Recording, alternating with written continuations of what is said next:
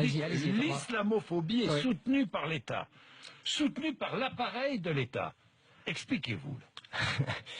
Bah, disons, si vous voulez, quand vous avez un Manuel Valls qui, à une réunion du CRIF, se met à dire qu'il soutient les propos d'Elisabeth Badinter sur une chaîne concurrente, dans une matinale célèbre qui dit on ne doit pas avoir peur d'être islamophobe, ce qui veut dire en gros, puisqu'en plus il est dans une réunion du CRIF, ce qui veut dire en gros, c'est que l'islamophobie à la limite c'est légitime, par contre effectivement l'antisémitisme ne l'est absolument pas.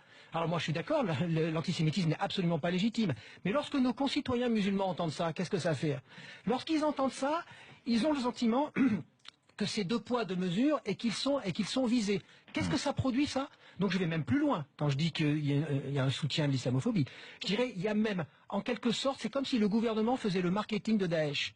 Il faisait le marketing de Daesh. Pourquoi? Parce que Daesh a besoin de la mise en scène de cette guerre des Juifs contre les musulmans, des Occidentaux contre l'islam.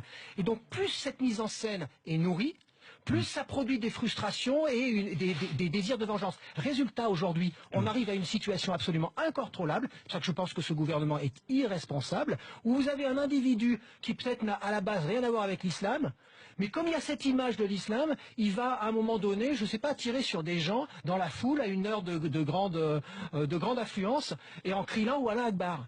Et ça, c'est un truc, et en se revendiquant de Daesh. Un terroriste qui ne connaît rien à la religion, bien souvent, qui finalement c'est un terrorisme de voyous, de petits caïds, ratés, de jeunes frustrés. Alors c'est ça, c'est que quand on regarde le point commun de tous les terroristes depuis Mohamed Merah qui ont opéré sur le territoire français, je veux dire, on remarque tous que ce sont, comme vous dites, des caïds ratés.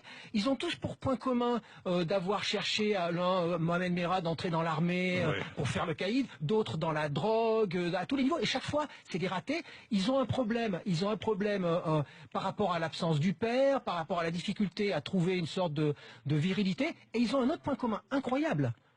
C'est qu'il n'y en a aucun, contrairement aux terroristes, j'aurais pas dit la même chose pour les terroristes qui étaient des intellectuels, ceux qui ont fait le 11 septembre. Il n'y en a aucun qui a une formation théologique de fond, avant de décider d'être djihadiste, et aucun qui est passé par une intensification de sa pratique. Or le gouvernement nous dit, on va peut-être fermer des mosquées, ça se passe, on va peut-être interdire l'arabe. Qu'est-ce que ça fait, ça?